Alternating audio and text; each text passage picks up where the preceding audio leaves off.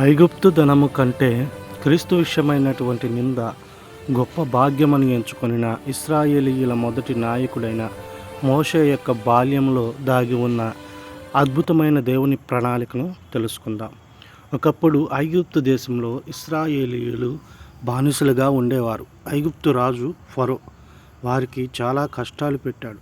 ఇశ్రాయేలీయుల పిల్లలు ఎక్కువైపోతారేమోనని భయపడి కొత్తగా పుట్టిన మగ పిల్లలను నదిలో వేయాలని ఆజ్ఞ ఇచ్చాడు. అప్పుడు లేవి గోత్రానికి చెందిన ఒక మంచి తల్లి తన చిన్న బిడ్డను చూసి చాలా ప్రేమించింది. ఆ బిడ్డ పేరు మోషే. అతడిని కాపాడాలని ఆమె ఒక చిన్న బుట్టను తీసుకొని దానిని నీరు లోపలికి రాని విధంగా పూత వేసింది.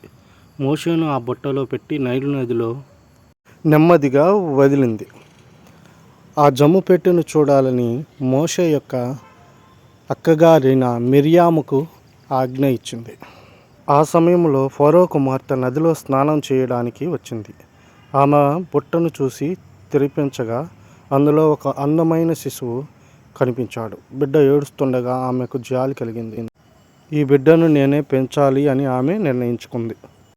ఈ విషయాన్ని దూరంగా గమనిస్తున్న మోషే అక్క ఈ బిడ్డను పెంచడానికి ఒక హెబ్రీ మహిళను పిలవనా అని అడిగింది. ఫరో కుమార్తె ఒప్పుకుంది. మోషే తల్లిని మోషేని పెంచడానికి ఫరో కుమార్తె యొద్దకు మిర్యాము తీసుకువచ్చింది. అలా మోషే తన సొంత తల్లి చేత పెంచబడడం జరిగింది. అవును, దేవుని ప్రణాళికలు ఉంటే ఇలాంటి అద్భుతాలు మన జీవితంలో కూడా జరుగుతాయి.